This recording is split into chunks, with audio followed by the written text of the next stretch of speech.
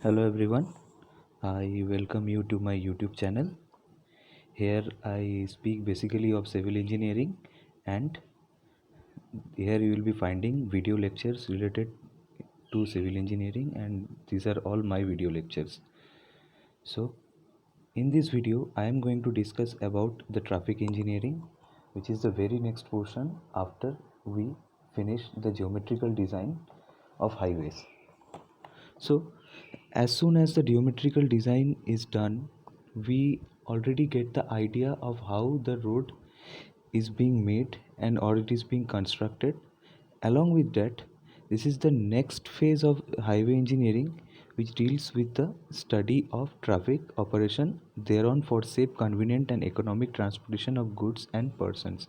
So once you know the history, once you have planned the highway, and after the geometric design, you have people running over the highways.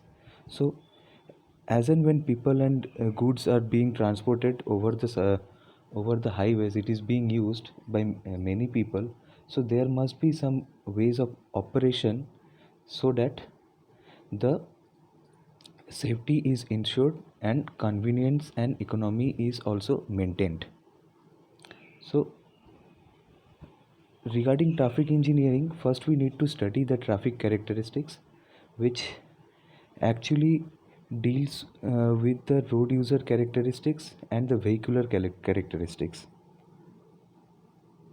So whenever we speak of the road user characteristic, it does include the physical condition of the person, that is the vision, hearing, strength, or even the general reaction to traffic situations, how a person can react to the traffic.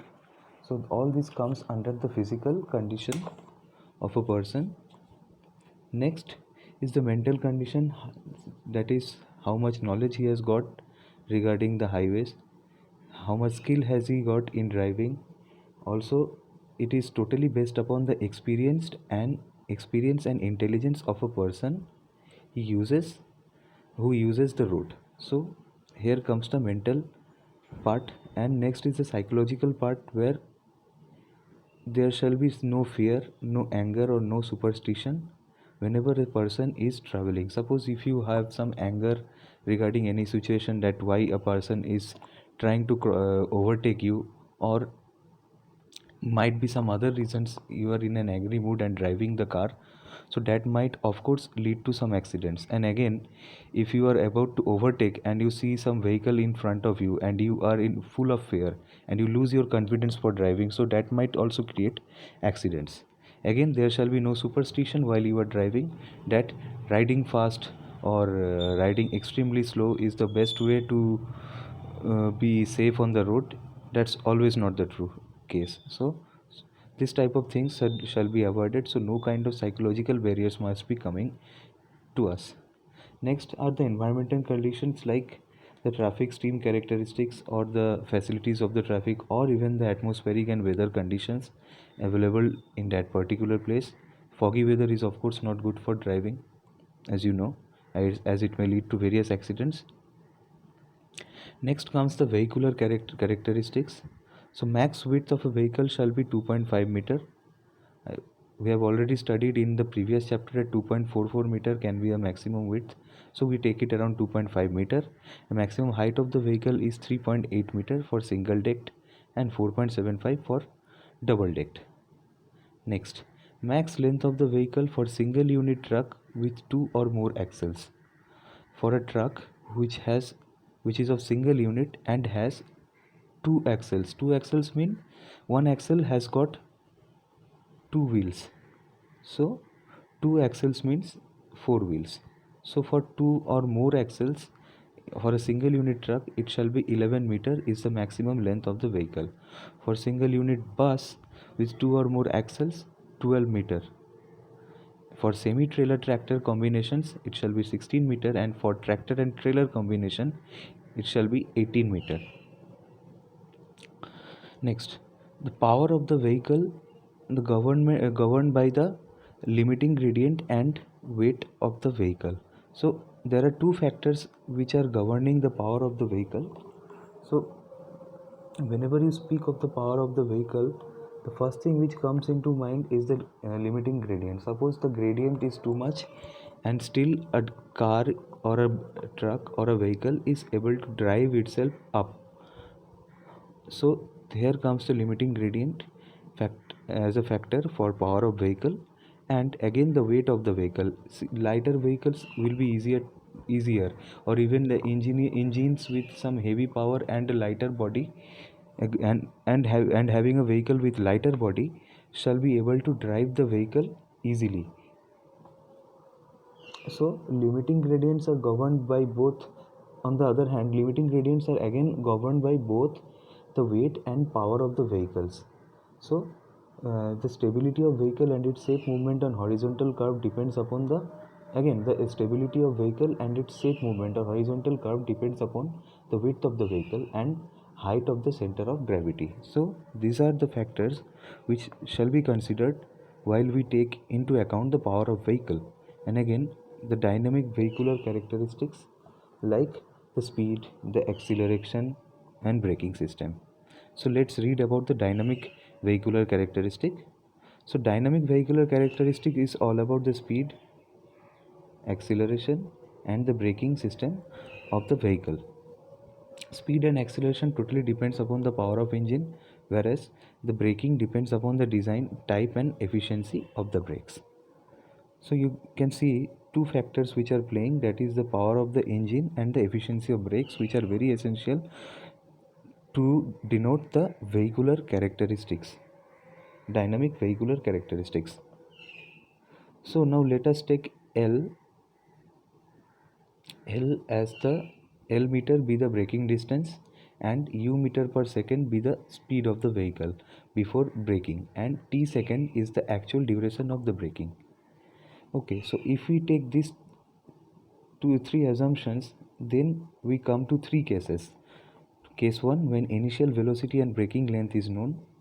Case 2, when the initial velocity and actual direction of brake application is measured. And case 3, when braking length and actual direction of brake is measured. So let us take up case 1, where the initial velocity and the braking length is known. We know the initial velocity u and the braking length. So let us consider the conservation of energy. Considering the conservation of energy, the kinetic energy we will be having will be same as the work done after the braking, work done by friction after the braking to stop the vehicle. So the kinetic energy can be given by half mu square, whereas the work done by friction after braking to stop the vehicle is FWL, where FW is the force and L is the braking distance. So M can be replaced as W by G into U square. So half W by G U square is equal to FWL. The equation now becomes somewhat like this, and if we calculate the value of F, it will be U square upon 2GL. Next, considering the second case, when the initial velocity and actual direction of brake application is measured. So the initial velocity and actual direction of the brake shall be measured in this case, and we consider that the the force applied is totally the frictional force.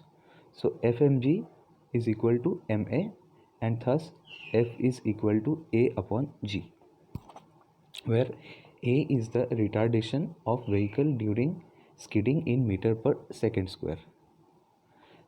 In the final case, when the braking length and actual direction of brake application is measured, the braking length and the actual direction of brake application will be measured in this case, and for that we take up the equation of motion v square is equal to u square plus 2as, the very known general equation of motion, v square equal to u square plus 2as. And we know after the braking the vehicle will come to rest, so v will be equal to 0. So as v is equal to 0, we have v equal to 0 and x a is negative as it is retardation, that is the negative acceleration or deacceleration. So this equation can be replaced as like this, that is 0 is equal to u square minus 2al, putting v equal to 0, and a taking a as negative, and s is the distance, that is the distance traveled after the brakes are applied, that is the braking length L. So now v is equal to u plus at, there's another equation motion, and again replacing v with 0 and taking negative acceleration, we have 0 is equal to u minus at. So u is equal to at is our second equation. From equation 1 and 2 we get, putting u is equal to, now as you got u is equal to 80 over here, so let us put this in equation 1 in place of u. So u will be 80 and the square of it will be a square t square, which is equal to 2al, and hence a is equal to 2l upon t square. Also from the second case we know t is equal to a plus g, and t is equal to therefore 2l upon gt square.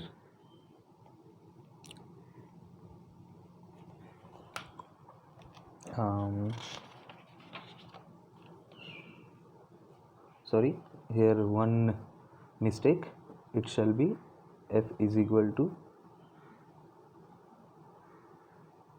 a by g. This is what we got from the second case, and thus by replacing f is equal to a by g in this equation, taking a is equal to f into g and putting this in this equation, we will get t is equal to 2l upon gt square.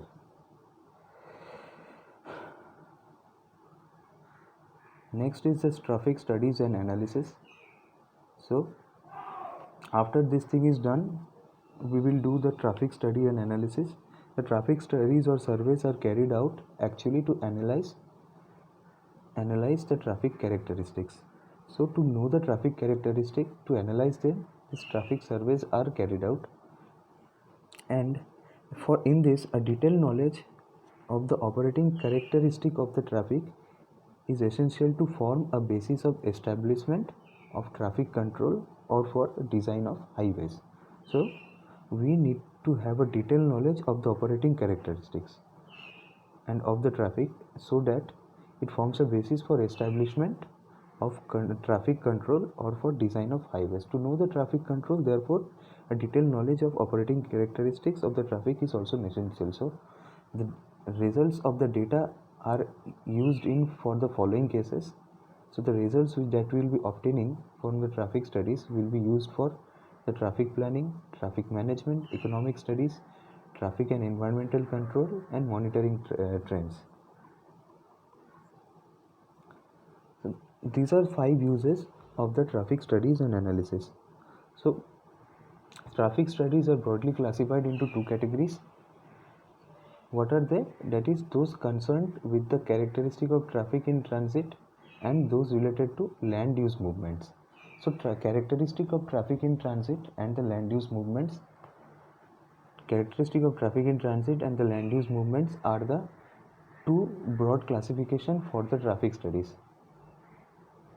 So whenever the characteristic of traffic in transit is considered, the traffic volume study, speed studies, origin and destination study, traffic flow characteristic, and study traffic capacity studies. These 5 studies come into account, and when it is about the land use movements, parking study and accident studies are taken into account.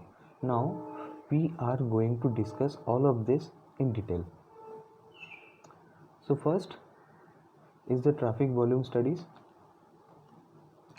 Traffic volume is a very important, so volume of a traffic is very important variable and is very essential to know the quantity of movement per unit time at a specified location. It is expressed as vehicles per day and vehicles per hour. So the volume of traffic is very important variable, and knowing this volume of traffic is very essential to know the quantity of the movement per unit time at a specified location, and it is expressed as vehicles per day and vehicles per hour. So traffic volume is given by Q is equal to N into 3600 upon T, where N is the number of vehicles passing a point in the roadways in T seconds and Q is the equivalent hourly flow. So methods to measure the traffic volume are first by manual counting. In this manual counting, you can actually place some trained persons in some lags of intersections of a road. Suppose one person is here and another person will be here in two different intersections of a road, and they count and record the number of trucks or buses or bullock carts or cars, etc., whatever type of traffic is flowing through the road. So they are a kind of doing a traffic study, what type of traffic flows through that section. So suppose one type of vehicle is traveling through this intersection and this vehicle is not being recorded over here, so as a result that vehicle must have stopped over here. So we get an idea how far a distance a vehicle is traveling. So it one way gives a tracking of different types of vehicles. Suppose a construction company is here and very many trucks are coming through this way. So this person is recording many trucks to be coming through this intersection, and these trucks stop over here. So as a result, these trucks are not being counted by this person. This person might be counting something else like bullock carts or cars or some buses, etc., but he won't be counting those trucks as these trucks are stopping here. So it one way gives us a tracking of what type of vehicles and how much volume of traffic comes through different intersections. Next, there are also automatic counters where you will have magnetic detectors, pressure sensitive detectors and electronic detectors. So these are all automatic counters. Next, after we go for counting, there are different types of volume count which we need to know, and average daily traffic is the first and the most popular one, ADT, that is the average of 365 days. So it is the average of the 365 days of the number of vehicles which we are having daily. So these are taking into account the number of vehicles that are traveling in a particular intersection of a road, and they are dividing it by 365. Next is the classified volume. It involves the composition of traffic, and it involves a composition of traffic, that is the cars or rickshaws, etc., bus or trucks, whatever there may be, and these volumes can be used for geometric design of roads. Next is the hourly volume. Hourly volume is actually used to determine the deficiency in capacities, geometric designs and determining width of the lane. So hourly volume is a much more specific way of measuring the traffic volume, and therefore it is much more specific and more precise way of ensuring the traffic volume. So these are used to determine the deficiency in in the capacities, geometric designs, determining width of lanes and parking demands. Next is the pedestrian volume. These are for planning the crosswalks and signals for the pedestrian. So there are some kind of persons who are also recording the number of pedestrians going through a particular place. So this gives the idea for planning the crosswalks or footpaths or sidewalks for the pedestrians, or even making signals for pedestrians so that they should cross the road or not. Next is the turning movement counts. These are used to design of intersection and interchanges. So whenever you are seeing some vehicles are changing their direction, they are turning to somewhere else, so this gives us an idea that in that place we need an intersection so that roads roads can be diverted in various directions, and thus the vehicles can move in those directions and turn them. Next is the presentation of traffic data. After we get the volume count, thus we now need to represent the traffic data in some with in front of some persons, in front of some authorities, or in front of some traffic designers, so that they get the idea of the amount of traffic that are flowing through it. The first is the annual average daily traffic. So annual average daily traffic is the total yearly traffic divided by 365 and next comes the trend chart.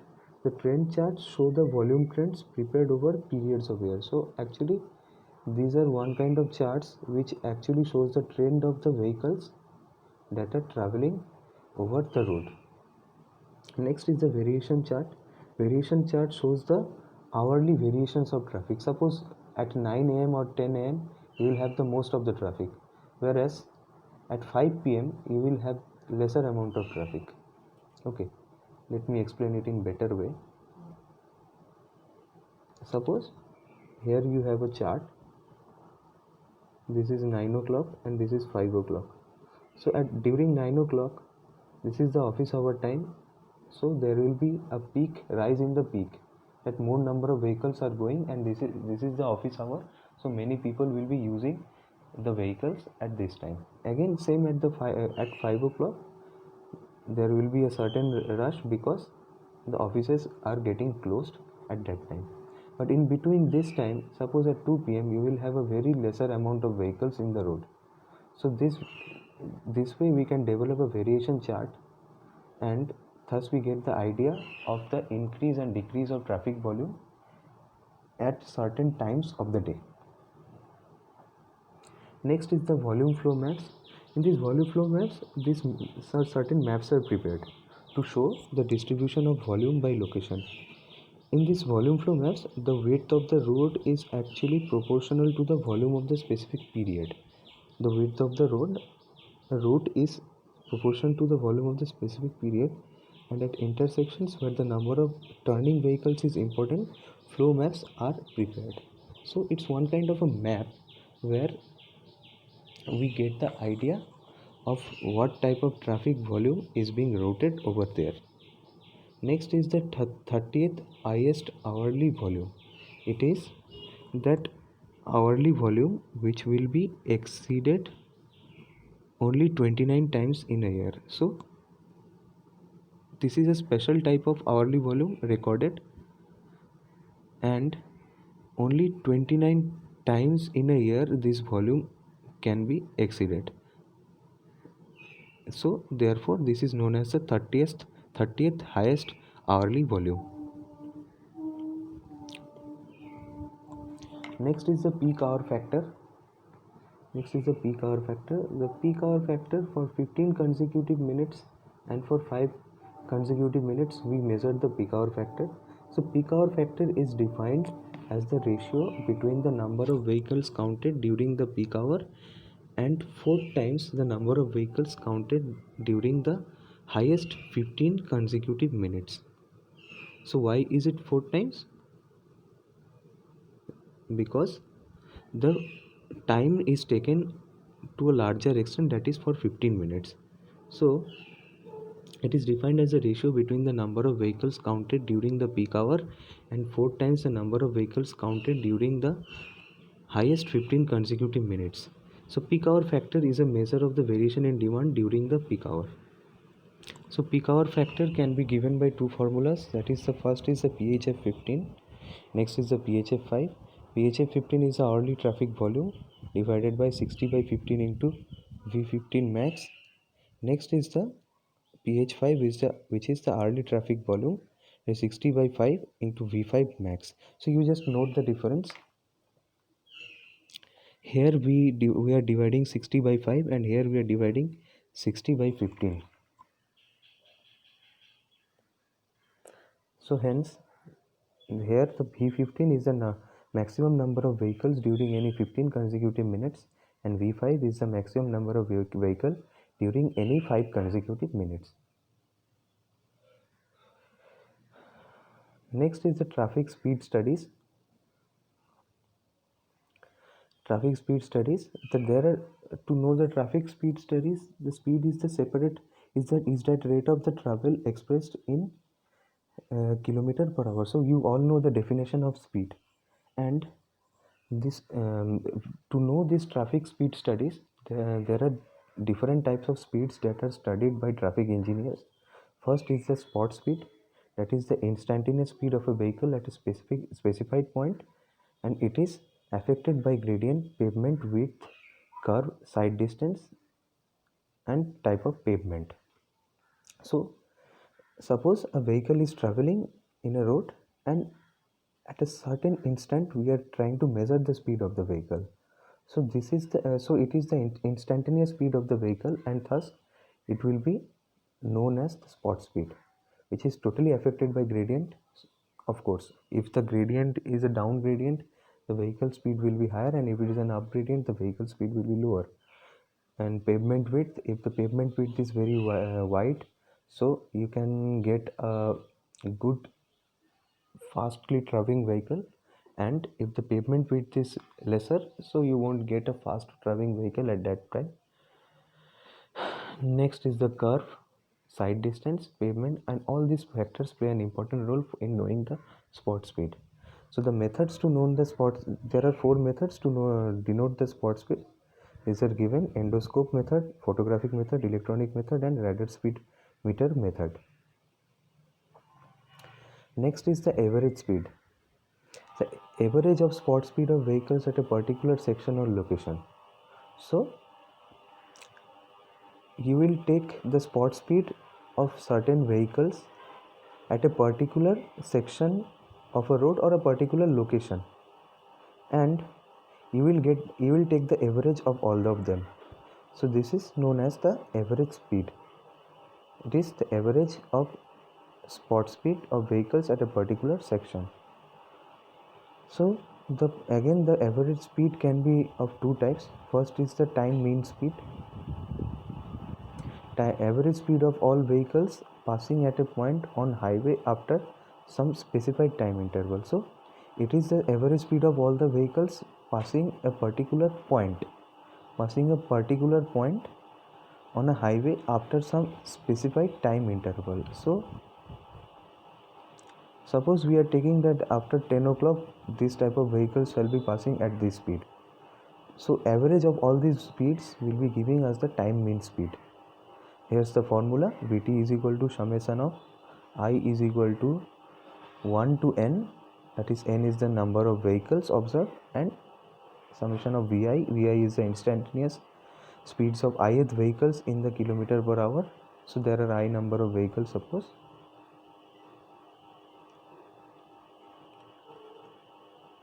Next is the space mean speed. Space mean speed is the average speed of all vehicles at a certain road length over specified time period. So space mean speed is the average speed of all the vehicles at a certain road length over a specific time period. So try to note the difference. Space mean speed is the average speed of all vehicles at a certain road length over a specified time period, whereas the times mean speed was the vehicles passing at a point on a highway after some specified time interval.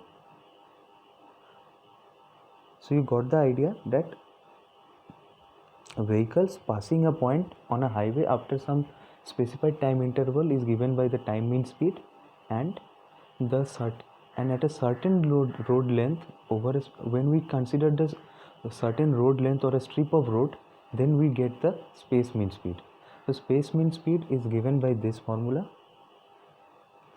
You can note it down and memorize it. Next is the type of speed studies. The type of speed studies, in this we will get the spot speed study, speed and delay study. Yeah, that's it. So there are two types of speed studies. One is the spot speed study, second one is the speed and delay study. So what is the spot speed study? The spot speed study does include these things. The spot speed studies, they cannot be used to find density because measurements are done at one particular point.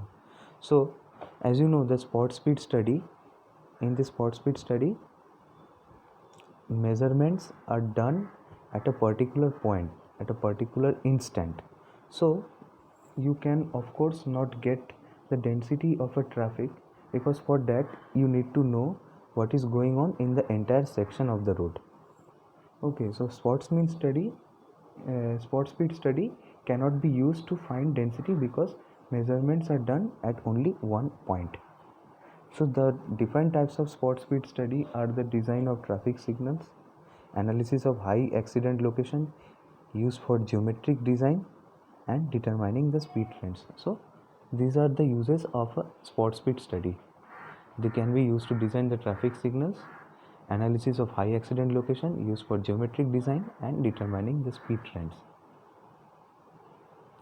Speed and delay study. So speed and delay study is for the following purposes, like it gives the running speeds, overall speeds, fluctuations in speed, and delay between two stations. It is used to find the density of the traffic. Economic studies utilize travel time and delay data.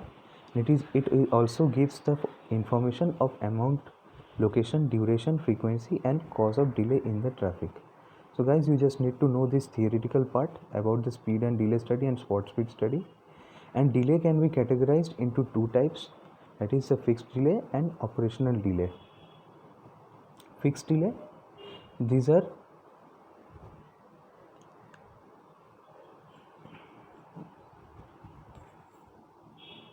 it is the delay, sorry, just forget this word. It is the delay to which traffic is subjected to regardless of the traffic is subjected to regardless of the amount of traffic volumes and interferences present in the highway. So fixed delay is actually, you can get an idea, this delay is fixed. That is, the traffic is subjected to regardless of the amount of the traffic volume and interferences present in the road. Next is the operational delay. The operational delay is known as the congestion delay, and it is due to the interference with other components of traffic.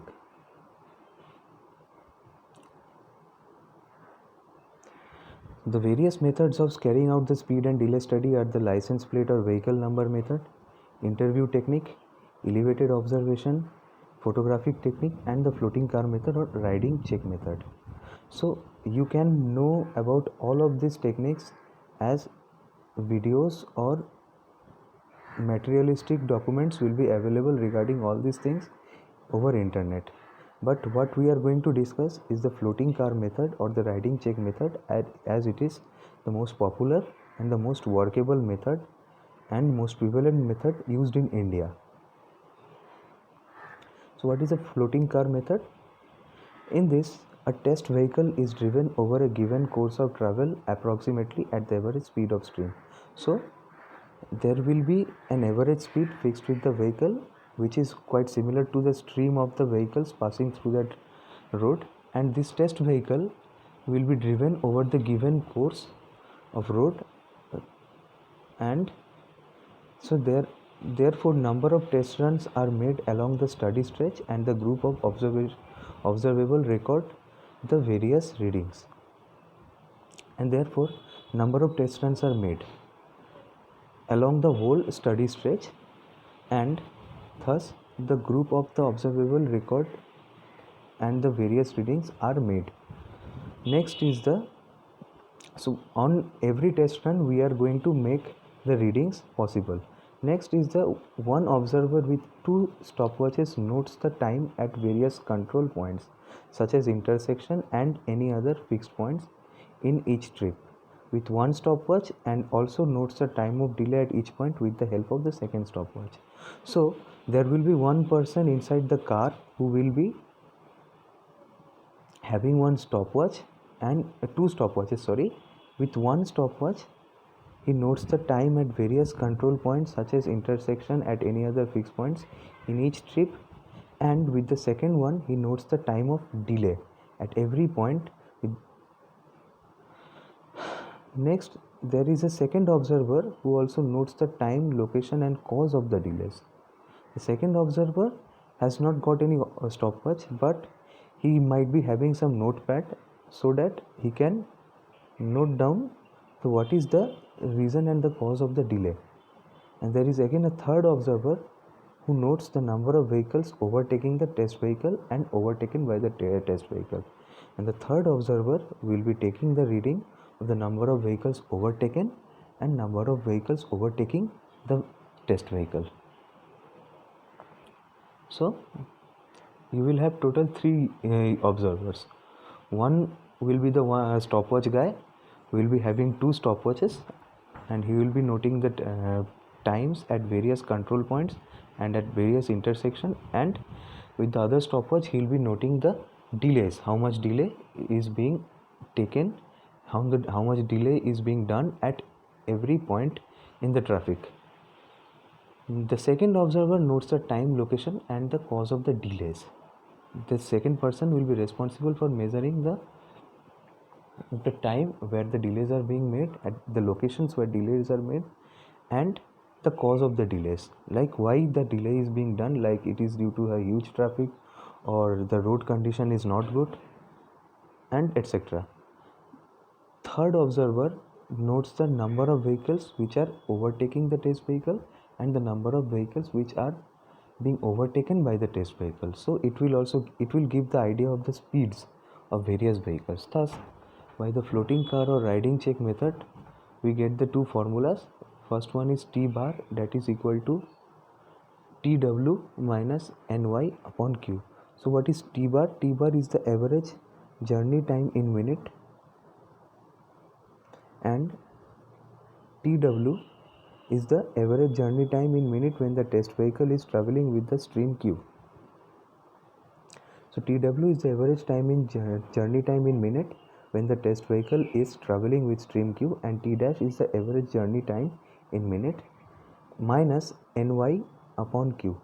NY is given as the average number of vehicles overtaking the test vehicle minus the number of vehicles overtaken when the test is in the direction of Q.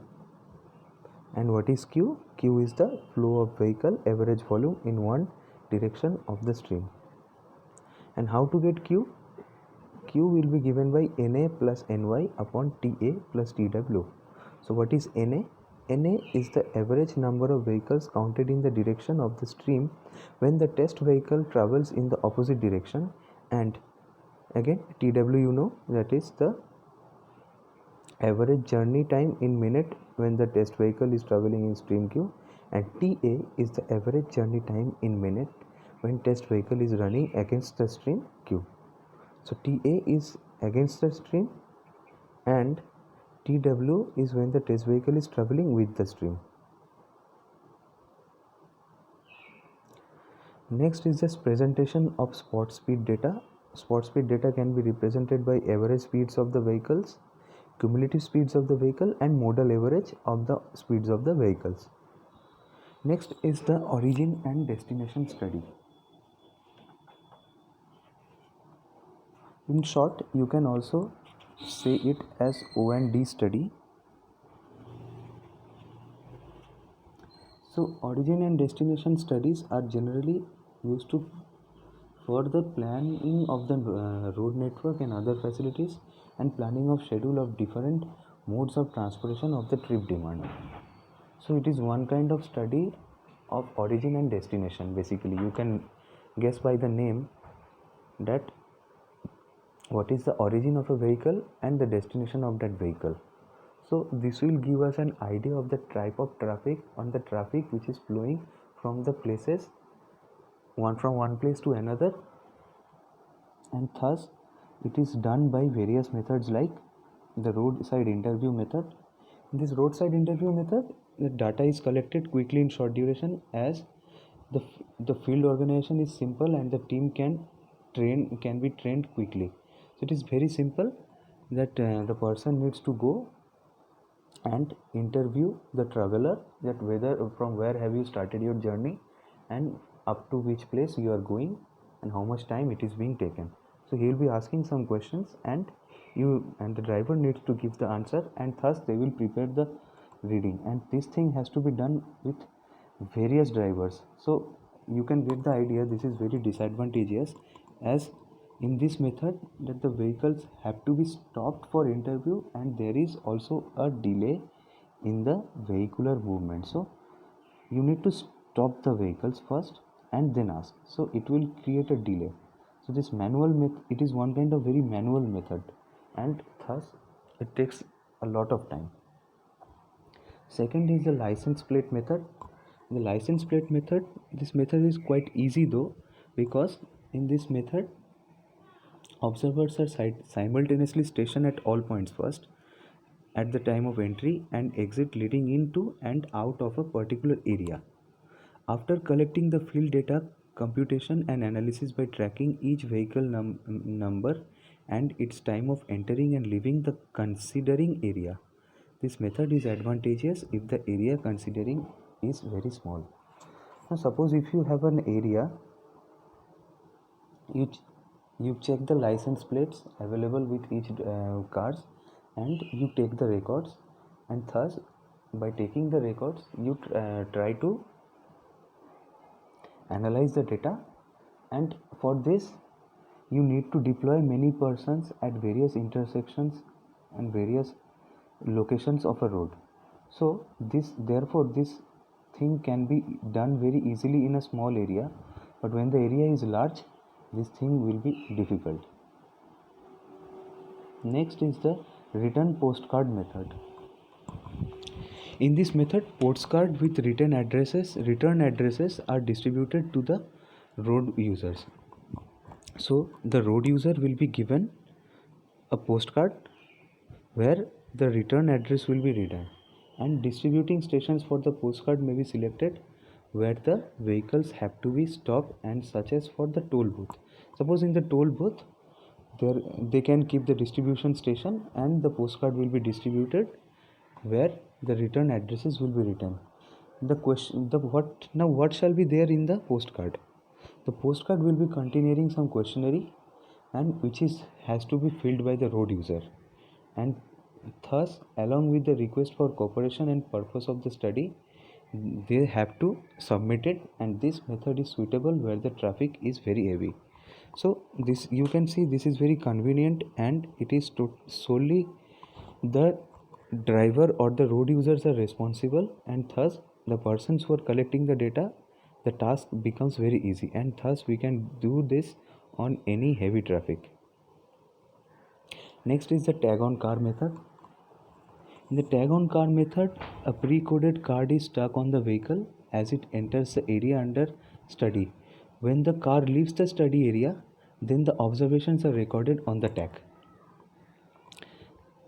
and therefore this method is suitable again when the traffic is heavy, as it is quite very easier. Next is the home interview method. In this the random people are selected from marked area and they visit some different homes, and they will just interview the persons wherever they go, and they ask about which places they go, and they have to just answer the interviews, and thus they will get a report on the type of the persons who are their origins and destination in every travel history. When the same thing is done in the work spot, this becomes the work spot interview method.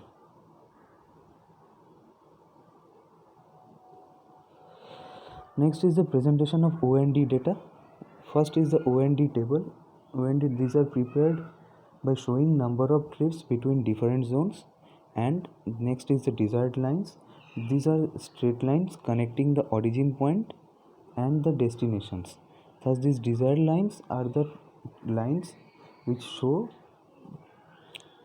the path of various traffics in a place, and thus it is one kind of it is the way people know the desire of various persons, where do they travel or not. Next is the pie charts. Pie charts are simple pie charts, diameters of circles, and are proportional to the number of the trips. Next are the contour lines, and these are the various lines of contours which indicate the general traffic need of that area. Next comes the parking study. So after we are done with all these things, we need to know the parking facilities available in urban areas, and thus what type of vehicles are being parked, what type of vehicles can be parked at a particular place. So the ability of less space in urban areas has increased the demand for parking space. And of course, the parking requirements are there in urban areas only, where people have vehicles, people do use vehicles, the personal vehicles, and thus the availability of space for parking has been a challenge to various engineers. The various aspects to be investigated during the parking studies are the parking demand, the parking characteristic, that is the parking practices prevalent in the study area, and the parking space inventory. Parking statistics. The parking statistics includes the parking accumulation, the places where you will find the accumulated vehicles being parked. Next is the parking volume, that is the number of vehicles that are being parked. Parking load, that is the type of vehicle that are being parked, like are they heavy vehicles or simply scooters and cycles. Next is the average parking duration, which is that how much time do they park the vehicles for. Suppose in office buildings, vehicles will be parked, most of the vehicles will be parked from 9 to 5, but in places like shopping malls or cinema halls, parking will be done up to for 2 or 3 hours maximum. So here the duration is important to know that, duration is important to know about the type of the parking. And next is the parking turnover, that is the parking load, ratio of the parking load upon the number of bays available. So it is a ratio of the type of the parking load we have upon the number of bays which are available to us. Next is the parking index, that is the parking load upon parking capacity into 100. So here I have shown you some diagrams. So first one is the 30-degree parking, second is the 45-degree parking, third is the 60-degree parking, and the fourth one is the 90-degree parking. So these are 4 ways where vehicles can be parked, of which I tell you 45-degree parking is the most efficient parking. Next is the accident studies. Accident studies are mainly done to study the cause and suggest the corrective treatment, to support the proposed designs, to make computations of financial losses, to demonstrate the improvement of the problems, and to give economic justification for the suggested improvements. So as you know that accident is been a big problem in various in the history of the highways and roadways. So there must be certain studies which shall be done to avoid this unwanted things like accident. So these are the objectives of the accident study, that we need to know the cause of the accident first, that what is the cause of the accident. Is it the speed of the vehicle, or is it the road condition which is causing the accident, to support proposed designs.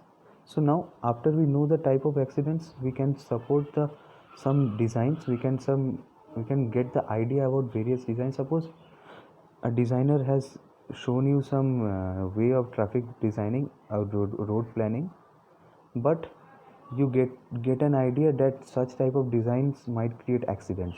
So that design, being economical or even very fruitful, that design can be cancelled because it might lead to accidents. Again, to make computations of financial losses. So after an accident has taken place, you can make some idea, you can get some idea about the type of losses that has been done due to that particular accident, again to demonstrate the improvement in the problem. So as you know the type of accidents happening, as you know why the accidents are happening, you can again develop the issues which can be avoided, so that there is an improvement in the road system. Next, to give economic justification for the suggested improvements, to give some economic justification for the suggested improvements. Next comes the cause of the accidents. So there are four things which are responsible for the cause of accident. First is the vehicle, the road and its condition, the road user, and the environment. So how a vehicle can be the cause of accident? The vehicle can be the cause of accident because if a large vehicle is traveling at a huge speed and there is a cyclist, suppose, who is passing by, or a scooter which is having a very lesser velocity in a highway, so it is likely to have some accident over there, some good collision over there. Nextly, the road and its condition. Suppose a road is full of potholes and has cracks and defects over throughout it, and suddenly if you are traveling in a smooth road and without any notice you encounter a pothole, so that might lead to various severe accidents. Next, the road use. It also depends on the road user. Suppose there is a drunken man who is driving the car, or who is a man. There is a man who is very fond of races and driving speedy vehicles. They might lead to some accidents in busy areas. And next, the environment, that is the type of weather condition, whether it is rainy or not, whether it is a stormy weather or not, whether there is a fog or not, even um, that place is having a lot of crowd or not. If the road is very crowded, many passerbys are traveling over there, so environment plays an important role in deciding the causes of accidents. Now, after we are done with the theoretical part of this accident studies, now here comes the mathematical part, where we decide how the accidents are taking place. So all of the thing is decided by the Poisson impact theory, and here in the Poisson impact theory it is divided into two parts, that is the compression and the restitution. So of course it is for sure, whenever two bodies are colliding, firstly they will get compressed as and when they are getting collided, and after the collision there will be some restitution, depending upon which the final state of the body of the vehicles will be there remarkable. In the figure you are seeing that two vehicles are traveling with speed v1 and v2, and they collide.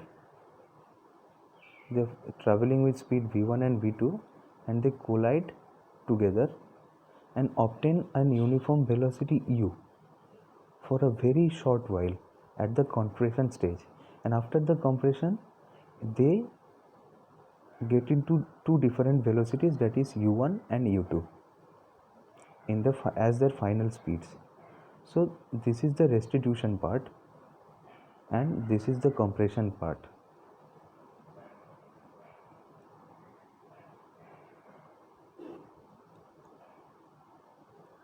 So by applying Newton's law, m1 is the mass of the vehicle 1, and dv1 upon dt is equal to minus f.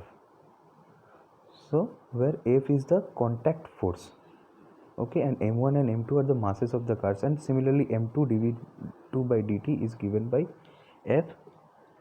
So this plus f and minus f is totally depend upon the direction and the sense which we are using to denote. The action force is represented by f, whereas the reaction force is represented by minus f, and as shown in the following figure. See, after collision, so the vehicles were traveling in this manner at first, so they will be collided in this manner. So on collision, it is for sure that one vehicle is going to apply force in this direction and the other vehicle is going to apply force in the other direction, and thus we get this type of diagram, which is the force applied on each vehicle. This is actually the compression phase.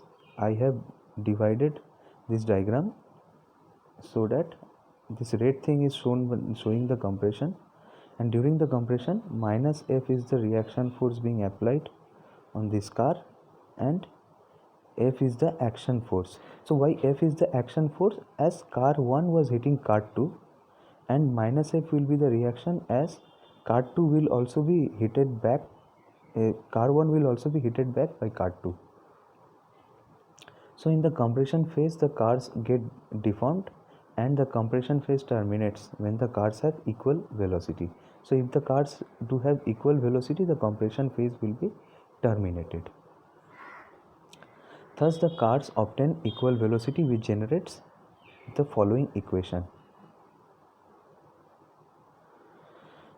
So where Pc is equal to the integration of 0 to tau Fc dt, and thus the velocity after collision is obtained as u is equal to m1 v1 plus m2 v2 upon m1 plus m2.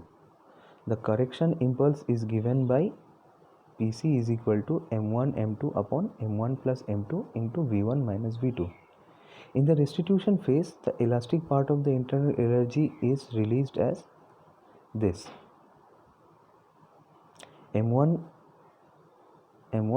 into u1 minus u is equal to minus pr, and m2 into u2 minus u will be given by pr plus pr, where pr is the restitution impulse and tau r is the restitution time.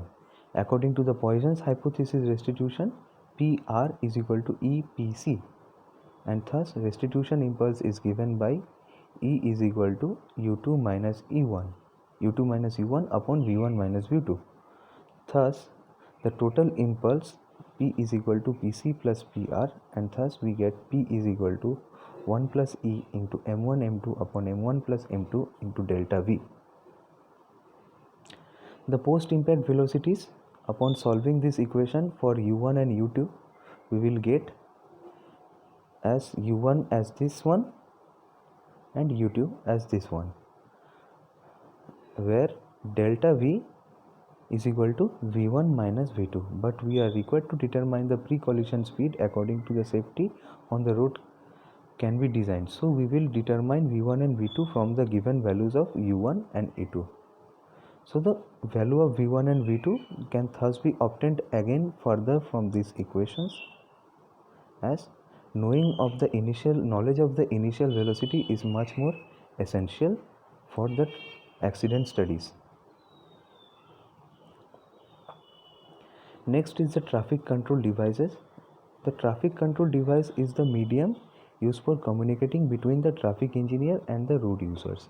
So in other words, you can say these are the devices or signs or signals or any instruments that are being used by the traffic engineer or even the traffic police to communicate with the road users. Like suppose you have to stop the vehicle when it is the red light and you have to start the vehicle when it's a green light, or if you are given a certain speed limit of 30 km per hour, you have to travel at 30 km per hour in that certain road section. So these devices are used to control, regulate and guide the traffic. The general requirements of traffic devices are: each device should have specific purpose. So like a traffic signal will have a specific purpose, like this traffic signal is meant for the green light, red light and yellow light, and whereas a traffic sign like a speed limit sign or a parking sign or a no parking sign is particularly meant for no parking or the speed limit or the purpose it has been assigned for. And it should also be efficient operation of traffic flow. Like a signal has been installed and it should ensure a proper and efficient operation of traffic flow. Secondly, it should command attention from the road users.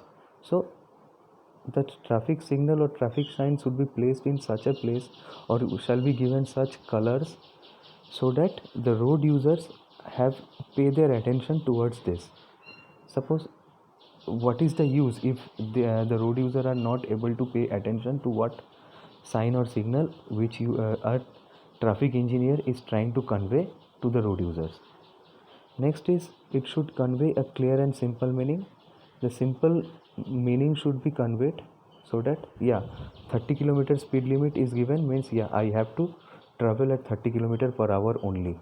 Yeah, this place says no parking, and therefore I cannot park my car over here. So everything should have a clear and simple meaning. The road users must respect the signs. The signs has to be respected by road users. Separate